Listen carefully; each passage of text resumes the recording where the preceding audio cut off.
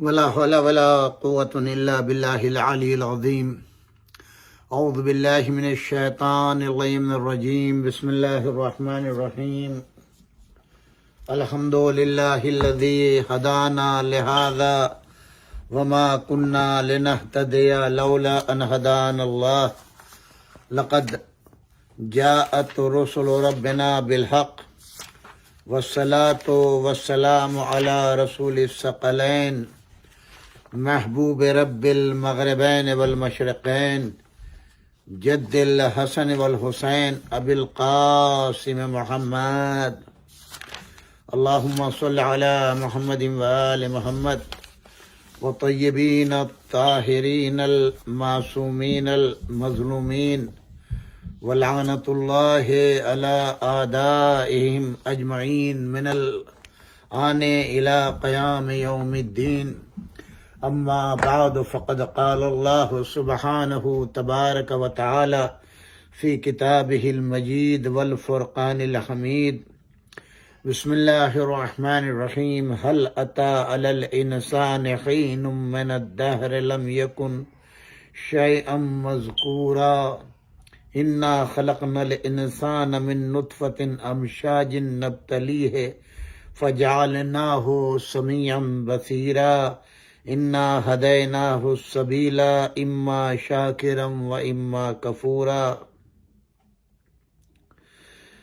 انا اعتدنا للکافرین سلاسلا واغلالا وسعیرا. ان الابرار یشربون من کاس کان مزاجها کافورا.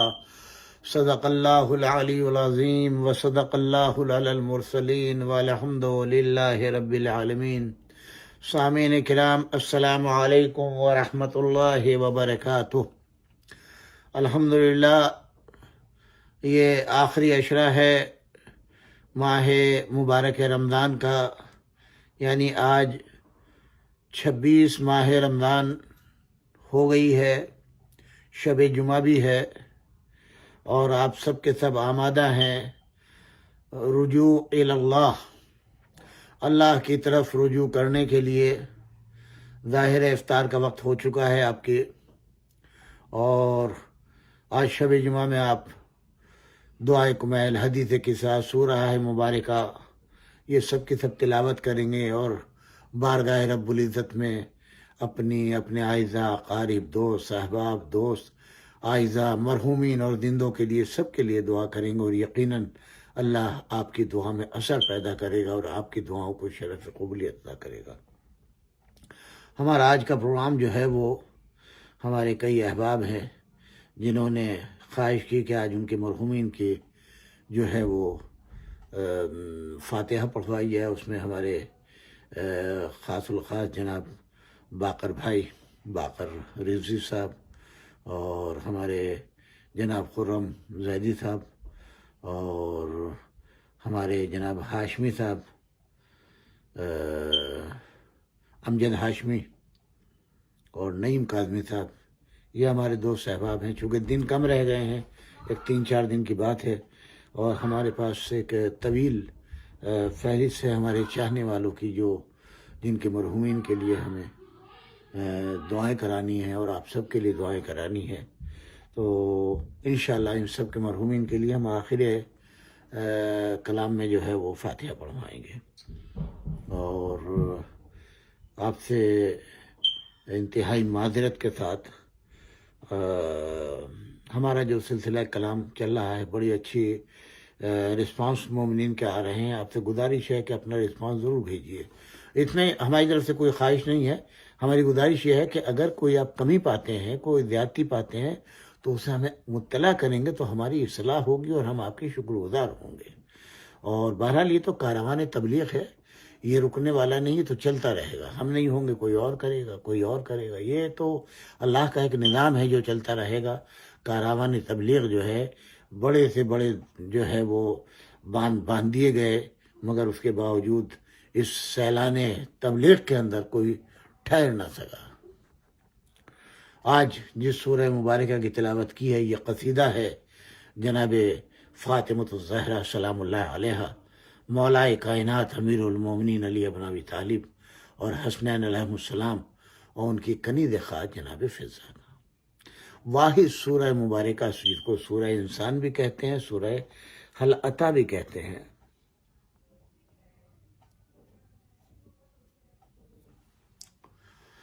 یہ مدینہ منورہ میں نازل ہوا، ظاہر مدینہ کا واقعہ ہے۔ واحد یہ وہ سورہ ہے جس میں ہمارے نبی کریم صلی اللہ علیہ وآلہ وسلم اس سورے میں شامل نہیں ہے، لیکن ایک واقعہ ہوا، نہ اس واقعے میں حضور شامل ہے۔ تو اب جو یہ قصیدہ ہے، آج تک تو سب یہی کہہ رہے تھے نا کہ یہ آیت آئی ہے تو رسول اللہ کے طفیل میں یہ سورہ ملا ہے، تو رسول اللہ کے طفیل میں یہ فضیلت ملے رسول اللہ۔ مگر سورہ دہر جو ہے یہ وہ قصیدہ ہے اہل بیت اطہار علیہم السلام کا جو رسول اللہ کے طفیل میں نہیں ملا۔ یہ انہوں نے محنت کی ہے، روزے رکھے ہیں، اور جناب سائل کو خیرات میں دیا ہے، اور اس مدح میں آیا۔ مختصر میں آپ کی خدمت میں عرض کروں گا۔ هل اتى على الانسان حين من الدهر لم يكن شيئا مذكورا۔ یقیناً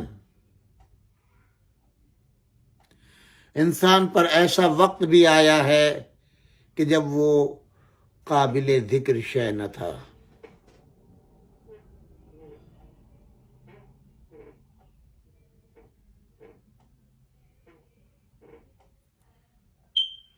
اور یقیناً ہم ہی نے انسان کو ایک ملے جلے نطفے سے پیدا کیا ہے تاکہ ہم اس کا امتحان لے، اور پھر اسے ہم نے قوت سماعت، قوت بصارت والا بنایا، یعنی ہم نے اسے قوت سماعت بھی دی ہے اور قوت بصارت بھی دی ہے، اور یقیناً ہم نے اسے راستے کی ہدایت دے دی، چاہے وہ اب یہ راستہ پانے کے بعد میں، چاہے ہدایت کا راستہ پانے کے بعد، چاہے وہ ہمارا شکر گزار بندہ بن جائے یا وہ کفران نعمت کرنے لگے۔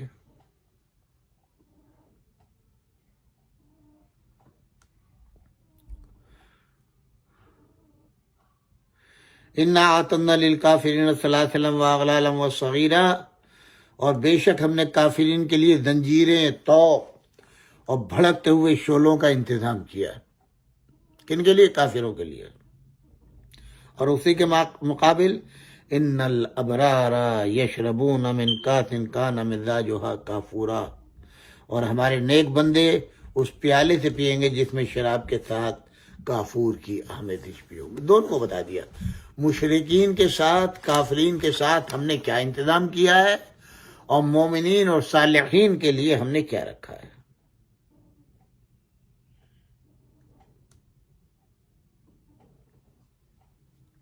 زیادہ تفصیل میں جانا مراد نہیں ہے،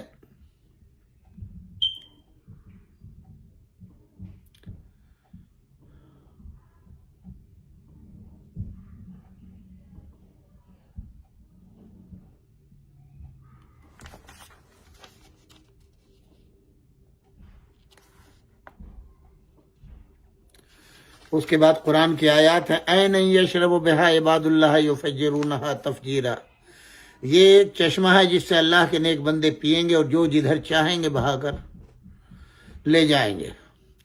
یوفون بالنذر یخافون یوما کان شرہ مستطیرا، یہ بندے نذر کو پورا کرتے ہیں اور اس دن سے ڈرتے ہیں جس دن کی سختی ہر طرف پھیلی ہوئی ہے۔ وَيُطْعِمُونَ الطَّعَامَ عَلَىٰ حُبِّهِ مِسْكِينًا وَيَتِيمًا وَأَسِيرًا، اور یہ اس کی محبت میں مسکین، یتیم اور اسیر کو کھانا کھلاتے ہیں۔ انما نطعمکم لوجہ اللہ لا نرید منکم جزاء ولا شکورا، ہم صرف اللہ کی مرضی کی خاطر تمہیں کھانا کھلاتے، ورنہ نہ تم سے کوئی بدلہ چاہیے نہ شکریہ۔ تفسیر زمخشری اور فخر الدین رازی دونوں نے نقل کیا ہے، آیہ کریمہ اہل بیت کی شان میں نازل ہوئی ہیں۔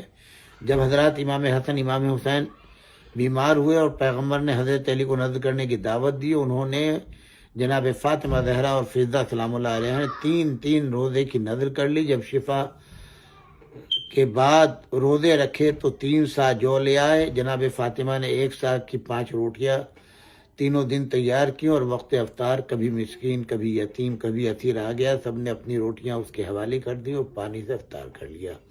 تیسرے دن پیغمبر نے حال دیکھا تو پریشان ہوئے اور جبریل سورہ لے کر نازل ہوئے. چلیے صاحب، یہ تو ایک خاکہ ہے کہ سورہ کب نازل ہوا، کیسے نازل ہوا. اچھا، اب ظاہر ہے کہ سارے مسلمان اس بات پر کو تو جانتے ہوں کہ نظر ہمارے یہاں ہے، نظر مانی جاتی ہے، نماز کی نظر ہے، روزے کی نظر ہے، حج کی نظر، جو بھی نظر مان لے. نظر کس نے مانی؟ یا جناب فاطمہ زہرا سلام اللہ علیہ نے یا امام علی نے؟ بچوں کے باپ وہی تھے نا، رسول اللہ نے ان کو فرمایا. اور یہ تاریخیں کہتی ہیں، روایتیں کہتی ہیں کہ روزہ سب نے رکھا، یعنی کنیز فضہ نے بھی رکھا اور یہ جو شفایاب بچے ہوئے انہوں نے بھی رکھا. نظر کا اصول یہ ہے، جو نظر مانتا ہے اسی کو پورا کرنا واجب ہے، دوسرے پر واجب نہیں ہے. مگر یہ اتحاد دیکھیں اس گھرانے کا، مالک، کنیز، باپ، بیٹے، ماں، پورا گھرانہ ان کی خصوصیت کو بیان کر رہا ہے، ان کی عادت کو بیان کر رہا ہے، ان کا طریقہ زندگی کو بیان کر رہا ہے. نظر ایک نے یا دو نے مانی، یا تو امام علی نے اور یہ جناب فاطمہ نے، یا ان دونوں نے. لیکن جب نظر پوری کرنے کا وقت آیا تو امام علی نے بھی، امام حسن نے بھی، امام حسین نے بھی، جناب فاطمہ نے بھی اور کنیز نے بھی. اچھا، اب یہاں کے اوپر میں نے بہت سی تاریخیں اور بہت سی کتابوں کو کنگھالا، اس میں نتیجہ نکالنے کی کوشش کی. برادران اہل سنت کی بڑی کتابوں کو دیکھا، اس میں ایک خاص بات ملتی ہے، اور وہ کیا ہے؟ کھانا کھانے کے لیے بیٹھے، افطار کے لیے دسترخوان بچھ گیا، ہر ایک کی روٹی اس کے سامنے رکھ دی گئی. 5 افراد ہیں، 5 روٹیاں، ہر ایک کی پلیٹ میں روٹی رکھ دی گئی. سائل آتا ہے دروازے کے اوپر، دق الباب کرتا ہے، میں ایک بھوکا ہوں، مسکین، یتیم اور اسیر. میں ایک بھوکا ہوں، اسیر ہوں، مسکین ہوں. جواب میں کیا کیا؟ جو گھر کا سربراہ تھا وہ اٹھا، اپنی روٹی کو اٹھایا اور لے جا کے سائل کو دے دیا. جب سربراہ کے اس عمل کو گھر کی خاتون نے دیکھا، اپنی روٹی اٹھائی اور لے جا کر کے سائل کو دے دی. جب دونوں بچوں نے اس عمل کو دیکھا، انہوں نے بھی اپنی اپنی روٹی اٹھائی. امام حسن نے بھی لے جا کے دے دی اور امام حسین نے بھی لے جا کے دے دی. جب کنیز نے ان معصومین کا عمل دیکھا، اس نے بھی اپنی روٹی لے جا کر کے دے دی. بات ختم. اب یہاں پر 2 سوال ہیں. سائل ایک تھا، مولا علی نے سوال پورا کر دیا. کیا یہ ممکن نہیں تھا کہ آپ اپنی زوجہ شہزادی کونین جناب فاطمہ سے فرماتے کہ میں اپنی روٹی دے کے آتا ہوں اور ہم دونوں شیئر کر لیں گے؟ یا جب مولا بغیر کچھ کہے وہ اپنی روٹی دے آئے تو جناب فاطمہ کو چاہیے تو فرماتے، یا علی آپ اپنی روٹی خیرات میں دے آئے، آئیے ہم دونوں شیئر کر لیں. مجھے ایسا واقعہ کوئی نہیں ملتا، اس لیے کہ یکے بعد دیگر ہے. حضرت علی علیہ السلام نے اس عمل کو کیا، فوراً جناب فاطمہ کھڑی ہو گئی، فوراً ہی حسنین علیہ السلام کھڑے ہو گئے، فوراً کنیز کھڑی ہو گئی. یکے بعد دیگر ہے اور کسی نے کسی کو روکا نہیں ہے. ہر ایک کا اپنا اپنا اختیار ہے. رائٹ. اب یہاں کے اوپر سوال یہ ہے کہ ایک روٹی کے ذریعے اس کا سوال پورا ہو گیا تھا سائل کا، تو پھر ہر ایک نے اپنی روٹی کیوں دی؟ یہ ہے نظام حیات. گھر کے کچھ اصول ہوتے ہیں، کچھ طریقے ہوتے ہیں، اور جب اچھا کام ہوتا ہے تو اس میں مشورے کی ضرورت نہیں ہوتی اور اس اچھائی کے اوپر ہر ایک عمل کرنے کی کوشش کرتا ہے. پہلی یہ ہے. اب یہاں پر پہلی چیز تو یہ بیمار ہوئے بچے نظر مانی اور سب نے اس نظر کو پورا کرنے کا بارگاہ عدیت میں ارادہ کیا اور اس کو عملی طور پر انجام دیا. اور جب عملی طور کے اوپر انجام دیا تو عین اس وقت جب دسترخوان بچھا ہوا تھا ساحل آ گیا. ٹھیک امام علی میں یہاں کے اوپر مولانا کا صحیح نام مجھے یاد نہیں آ رہا، فرنگی محل کے ہیں مولانا عبدالحی، غالباً 100 سال سے زائد ہو گیا ان کو گزرے ہوئے، یا مولانا ملا مبین، ان دونوں میں سے کوئی ایک عالم ہے جو اس واقعے کی تفسیر کرتے ہیں اور مجھے بڑی پسند آئی، اس لیے میں اس کو نقل کر رہا ہوں، ورنہ اوروں نے ہر ایک نے اپنے اپنے لحاظ سے لکھا، انہوں نے بڑی پیاری تفسیر کی. کیا وجہ تھی جب امام علی ابن ابی طالب علیہ السلام نے روٹی دے کے سائل کے سوال کو پورا کر دیا؟ اب ہر ایک نے کیوں تاثیر کی ہے، بڑی پیاری تفسیر کی ہے انہوں نے. وہ کہتے ہیں کہ یہ آل محمد ہیں، اہل بیت رسول ہیں، جن کا رشتہ اللہ سے ہے. امام علی علیہ السلام نے روٹی دے کے سائل کے سوال کو پورا کر دیا، سائل کو چلا جانا چاہیے تھا. جناب فاطمہ نے کیوں دی؟ ان کے ذہن میں یقیناً یہ خیال آیا ہوگا کہ جیسے ہمارا گھرانہ ہے، میاں بیوی بچے اور کنیز، ایسے ہی اس بیچاری کی بھی بیوی ہوگی. لہذا یہ تصور آتے کے ساتھ یہ بھوکا ہے، علی نے سوال کو پورا کر دیا، اب اس کی بیوی بھی تو بھوکی ہو سکتی ہے. لہذا جناب فاطمہ اٹھی اور آپ نے بغیر کچھ کہے ہوئے اپنی روٹی دے دی. بولے اسی تاثیر کو دیکھتے ہوئے حسن و حسین سلام اللہ علیہ کے ذہن میں یہ بات پیدا ہوئی ہوگی کہ جیسے ہم اپنے گھر میں اپنے ماں باپ کی اولاد و بچے ہیں، تو اس کا سائل کا سوال تو ہمارے بابا نے پورا کر دیا، اس کی بیوی اگر ہوگی تو اماں نے سوال پورا کر دیا، اگر بچے ہوں گے تو لہذا دونوں بچوں نے شہزاد نے اپنی اپنی روٹی اٹھائے لے جا کے دے دی. اب کنیز نے یہ دیکھا ہوگا، یہ اس گھر کے تاثیر ہے، اس گھر کی پلی ہوئی کنیز ہے، اس نے دیکھا ہوگا جیسے اس گھر کے اندر میں کنیز ہوں شہزادی کی، اس بھائی کے گھر میں بھی ہو سکتا ہے کوئی کنیز ہو اور آج فاقہ ہو، لہذا اس نے بھی اپنی روٹی دے دی. بولے یہ وہ ہیں جو کبھی سائل سے سوال نہیں کرتے، سوال کرنے سے پہلے سائل کی حاجت کو پورا کر دیتے ہیں. چلیے صاحب ایک دن ہو گیا، اب دوسرا دن آیا پھر وہی ہوا. آج مسکین آیا آج یتیم آ گیا، اور پھر وہی واقعہ دہرایا گیا. تیسرا دن آیا، آج اسیر آ گیا.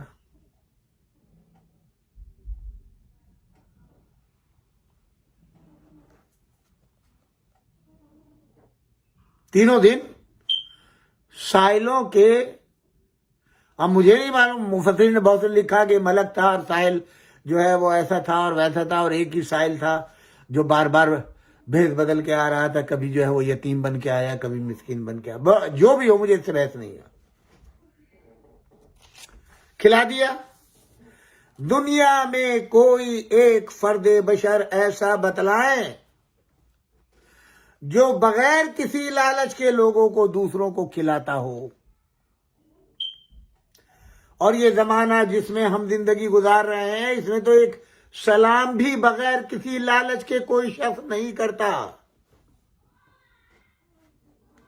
جی کہ جائے کہ کھانا کھلایا جائے.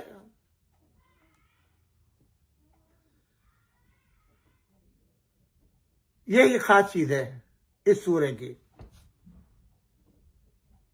نیتوں کو کون جانتا ہے بھائی؟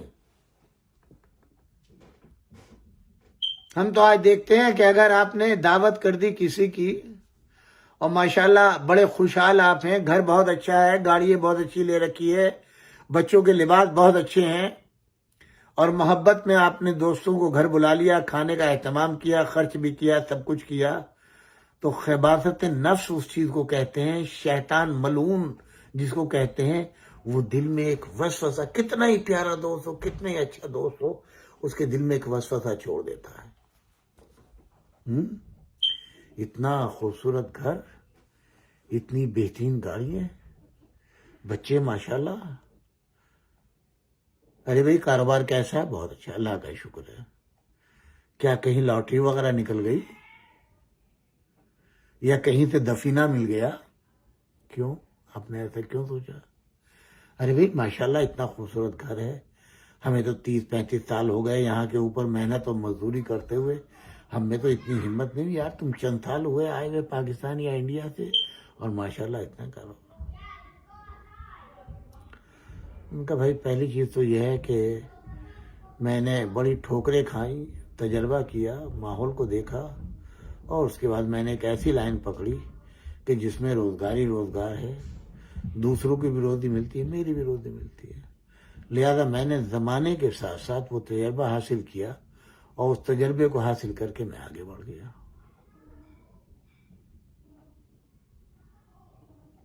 میں پیچھے مڑ کے نہیں دیکھتا ہوں،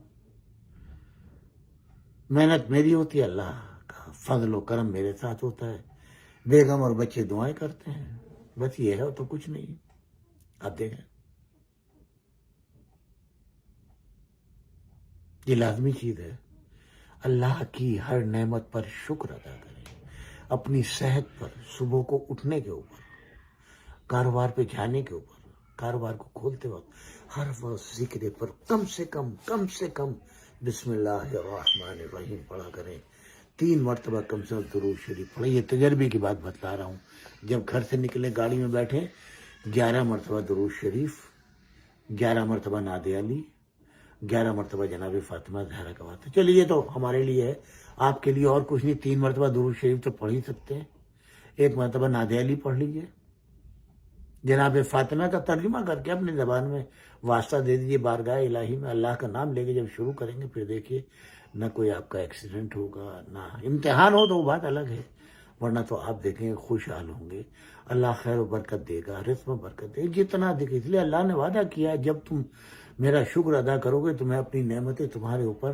زیادہ کرتا چلا، جتنا شکر ادا کریں گے۔ یہاں تو آج تو مطلب یہ ہے کہ بالکل لوگ جو ہیں فرعون، حامان اور شداد بن گئے ہیں، آج تو یہ کہتے ہیں کہ ہم نے علم حاصل کیا ہے، کہاں کی دعائیں، کیسا نماز اور کیسا وظیفہ، ہم نے فلاں علم حاصل کیا ہے، ہم نے فلاں ڈگری لی ہے اور ان ڈگریوں کی وجہ سے ملتا ہے، ڈگری ہے تو سب کچھ ہے، نہ ماں باپ کی دعائیں نہ کچھ، یہ ایک ماحول بن رہا ہے۔ لیکن آپ یقین جانیے یہ دماغ کس نے دیا، یہ قلب و سکون کس نے دیا، یہ راہیں کس نے دکھائیں؟ اسی اللہ وحدہ لا شریک نے۔ اور اس اللہ نے راستے کب دکھائے آپ کو؟ جب ماں باپ کی دعائیں آپ کی شامل حال ہوئی۔ اگر ماں باپ کی دعائیں نہ ہوتی، خدا کی قسم ایک قدم آپ آگے نہ بڑھ پاتے۔ اللہ نے شعور دیا ہر وقت، ان بچپنوں کی دعاؤں کو آپ کیا جانے کہ جو آپ کا چھٹپن تھا اور ماں جو تھی وہ واسطے دے دے کر کے اپنے پلو پھیلا کر کے دعائیں مانگتی تھی آپ کے لیے، آپ کے عقل کے لیے، آپ کے شعور کے لیے، آپ کی صحت کے لیے، آپ کی سلامتی کے لیے، آپ کے ذہن کے لیے، آپ کی دولت کے لیے، آپ کی تعلیم کے لیے اور کامیابیوں کے لیے گڑ گڑا کر کے دعائیں مانگتی۔ کچھ نہیں مانگا، صرف آپ کے لیے مانگا، کچھ نہیں مانگا، صرف آپ کے لیے۔ آپ کے پیدا ہونے سے پہلے آپ کو دنیا میں لانے کے لیے دعائیں مانگتی رہی، اور جب آپ آ گئے تو آپ کی سلامتی اور آپ کی کامیابی، آپ کا ذہن، آپ کو علم، آپ کو دولت، سب کچھ ماں، یہی اس کا مشغلہ ہے، اوڑھنا بچھونا سوائے دعاؤں کے کچھ نہیں۔ آپ کے دنیا میں آنے سے پہلے آپ کو لانے کی دعائیں، اور آپ کے آ جانے کے بعد آپ کے وجود کی دعائیں، آپ کی کامیابی کی دعائیں، آپ کی صحت کی دعائیں، آپ کی سلامتی کی دعائیں۔ اور پروردگار عالم جس نے قسم کھائی ہے ماں باپ کی دعا کو کبھی رد نہیں کرے گا، اس نے بھی دعا رد نہیں کی۔ اس نے بھی، ماں نے جب نمازیں پڑھ کے اور آنسو لا کے دعائیں کی ہیں، اللہ نے اس کو قبول۔ بابا نے آپ کی کتنی دعائیں کی ہیں آپ کو، آج آپ کہتے ہیں میں نے یہ پڑھا ہے تو میں نے یہ کیا ہے، آپ کے پڑھانے پہ خرچ کس نے کیا؟ آپ کو اس منزل تک پہنچایا کس نے؟ آج وہ بوڑھے ماں باپ بیکار ہو گئے؟ نہیں، کبھی ذہن میں یہ تصور نہ آنے پائے، خدا کی قسم جس دن یہ تصور پیدا ہو گیا ماں باپ کے خلاف رزق کے دروازے، آپ نے کتنی بڑی ڈگری لی ہو، کتنے بڑے دولت مند ہو، کتنے بڑے آپ جو ہے کاروباری ہوں، ڈاؤن فال اسی دن سے شروع ہو جائے گا جس روز سے شیطان نے آپ کے دل میں یہ وسوسہ پیدا کر دیا کہ سب کچھ آپ کا ہے، ماں باپ کا کچھ نہیں، نہ ماں باپ نے کچھ کیا۔ یاد رکھیے گا، آپ آل محمد علیہ السلام کے چاہنے والے ہیں، آل محمد علیہ السلام نے والدین کا بڑا احترام کیا۔ بہرحال اب یہاں آ جائیے، دیکھیے دلوں کی نیت کو کوئی نہیں جانتا، اللہ جانتا ہے دلوں کے رازوں کو، دلوں کے بھیدوں کو اللہ جانتا ہے۔ اب یہ آل محمد ہیں جنہوں نے خیرات کی، کسی کو بتا کے نہیں کی، اعلان لگا کے نہیں کی، مسجد میں اعلان نہیں کیا، قرآن اللہ ان کی نیتوں کو بیان کر رہا ہے۔ وَيُطْعِمُونَ الطَّعَامَ عَلَىٰ حُبِّهِ مِسْكِينًا وَيَتِيمًا وَأَسِيرًا۔ اب یہاں کو بڑا پیارا، بڑا جالب نقطہ ہے، وَيُطْعِمُونَ الطَّعَامَ عَلَىٰ حُبِّهِ، یہ کھانا کھلاتے ہیں اس کس کی محبت میں؟ اب یہ دونوں ضمیر ہے، یہاں پہ دونوں میں لطف ہے، چاہے اللہ کی طرف ضمیر کو لے جائیں یا یتیم، مسکین اور اسیر کی طرف لے جائیں۔ اگر اللہ کی طرف لے جائیں کہ اللہ کی محبت میں اللہ سے محبت ہے اور اللہ ان کو دوست رکھتا ہے، یتیموں کو، اسیروں کو، مسکینوں کو اللہ دوست رکھتا ہے، اس لیے ہم اللہ کی محبت میں ان کو کھانا کھلاتے ہیں۔ اور دوسرے یہ کہ ان کو محبوب ہیں، یہ پسند ہیں، ان سے محبت کرتے ہیں، یہ یتیم سے، اسیر سے اور مسکین سے، مساکین سے محبت کرتے ہیں، یتامہ سے محبت کرتے ہیں، اسیروں سے محبت کرتے ہیں، لہذا ان کی محبت، دونوں لطف ملیں گے آپ کو، چاہے ضمیر کو ادھر لے جائے چاہے ادھر لے جائے، ادھر بھی محبت ہے ادھر بھی محبت ہے۔ اور اب اس کے بعد دیکھیں، میں نے بتایا نا اس زمانے میں کوئی سلام بھی مفت میں نہیں کرتا، کوئی نہ کوئی لالچ ہوتا۔ انما نطعمکم لوجہ اللہ، بس فقط یہ لوگوں کو کھانا کھلاتے ہیں صرف اور صرف اللہ کے لیے، اللہ کی محبت میں، خالصتا لوجہ اللہ، لا نرید منکم جزاء ولا شکورا، نہ یہ کوئی اجر چاہتے ہیں کھلانے کا، نہ شکر گزاری چاہتے ہیں، کچھ نہیں، خالصتا لوجہ اللہ۔ آج مجھے دنیا میں پوری تاریخ آدمیت میں کوئی ایک فرد بتا دیں جو خلوص کے ساتھ 100% جو کام کرتا ہو صرف اللہ کے لیے، ہے کوئی دنیا کے اندر؟ یہ تو کھانے کی بات ہے، یہ میرا مولا علی ابن ابی طالب علیہ السلام ہے۔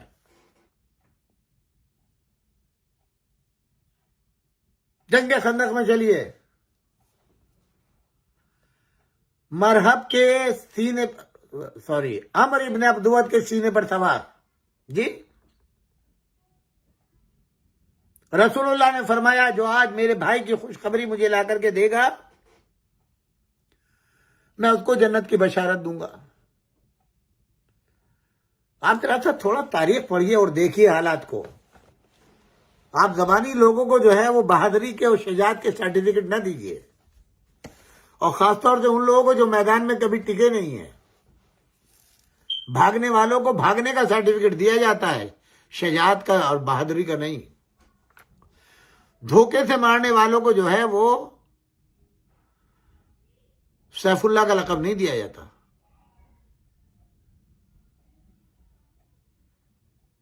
خندق کہاں کے لیے کھودی گئی تھی؟ تاکہ دشمن مسلمانوں کے قریب نہ آئے۔ مجھے اختلاف ہے،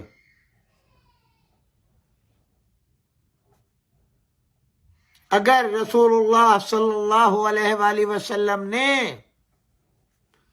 اس ارادے سے، اس خیال سے خندق کو کھدوایا ہوتا کہ دشمن ادھر نہ آنے پائے، تو یقین جانیے دشمن آ نہیں سکتا تھا۔ تاریخ تو بتاتے ہیں عمر ابن عبدود اور اس کے 2-4 ساتھی پھاند کر کے آئے نا۔ اگر رسول اللہ صلی اللہ علیہ وآلہ وسلم کا منشا و مقصد و ارادہ یہ ہوتا کہ دشمن خندق پھاند کے نہ آنے پائے، تو میرا دعویٰ یہ ہے کہ ہرگز دشمن پھاند کر کے آنے میں کامیاب کبھی نہ ہوتا۔ یہ ان کا پھاند کے آنا اس بات کی دلیل ہے میرے لیے کہ چونکہ اب تک مسلمان میدان سے بھاگتے رہے ہیں، لہذا ان بھگوڑوں کو روکنے کے لیے بہترین طریقہ یہ ہے کہ خندق کھودی جائے کہ ایک بھی مسلمان بھاگنے نہ پائے۔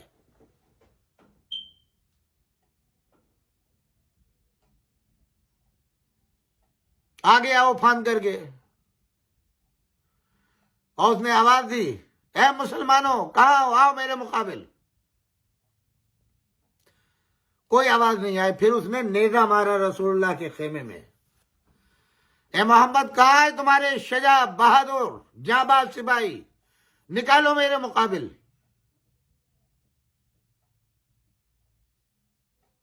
آؤ مسلمانوں میرے مقابل آؤ، میری تلوار سے قتل ہو کر کے شہید بنو، یا مجھے قتل کر کے غازی بنو۔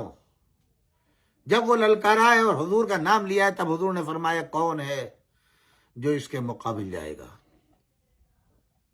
سناٹا، پورے مجمع کے اندر سناٹا ہی سناٹا، جیسے مثال دیتے ہیں سانپ سونگ گیا۔ مورخی نے لکھا گردنیں نیچے جھک گئیں جیسے ان پر طائر بیٹھے ہوئے ہوں۔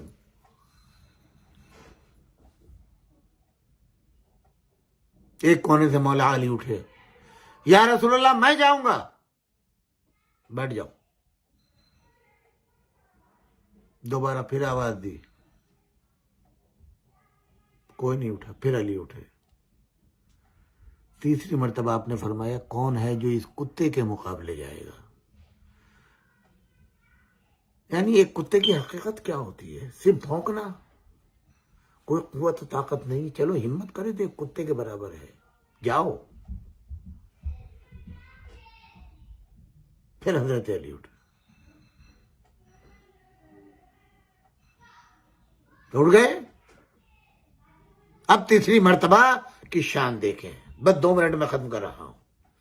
اپنا امامہ اتارا، مولا علی کے سر پہ رکھا، علی کا امامہ اتارا خود پہنا، اپنی ابا اتاری علی کے دوش پر ڈالی، علی کی ابا اتار کے اپنے دوش پر ڈالی، علی کو اپنے ہاتھوں سے تلوار حمائل کی، اور اب فرمایا آج کل کفر کے مقابل میں کل ایمان جا رہا ہے۔ کون جا رہا ہے؟ کل کفر کے مقابل جو آیا ہے وہ کل کفر ہے۔ تمام مشرک کافر سب جمع ہو گئے، ان کی قوتوں کا مجموعہ بن کر کے، نمائندہ بن کے آیا ہے، اور آج علی جو ہے وہ کل ایمان بن کے جا رہا ہے۔ انشاءاللہ اس کی تفسیر کل عرض کروں گا۔ میرے عزیزوں، میرے دوستوں، یہ چیز یاد رکھنا، آج کل ایمان کون بن گیا؟ مولا علی۔ کوئی دوسرا کل ایمان نہیں بن سکتا۔ ایمان کے درجے ہیں، اب اس میں اپنی محنت سے، اپنی ریاضت سے جتنے چاہے درجات حاصل کر لے، مگر علی کا مقابلہ، علی کے برابر کوئی مسلمان نہیں آ سکتا۔ جسے چاہے سابق الاسلام کہو اور جسے چاہے مومن بنا دو، صدیق بنا دو، مگر اگر کوئی کل ایمان ہے تو وہ صرف میرا مولا علی ابن ابی طالب ہے، جو میدان میں گیا ہے تو فاتح ہو کر کے آیا ہے۔ آج چاہتا ہوں مرزا دبیر مرحوم کی ایک ربائی کے اوپر اپنے اس پروگرام کا خاتمہ کروں۔ محروم کسی کو نہ سخی نے رکھا، نہ مال نہ زر حق کے ولی نے رکھا۔ کیا زہد ہے کیا فیض کہ رغبت سے کبھی روزے کے سوا کچھ نہ علی نے رکھا۔ سامعین کرام، اللہ آپ سب کو سلامت رکھے، آپ کے رزق میں خیر و برکت عطا فرمائے، آپ کے مشکلات کو حل فرمائے۔ آج جیسا کہ میں نے عرض کیا آپ کی خدمت میں، ہمارے جو دوست احباب ہیں جنہوں نے ہمارے اس پروگرام کو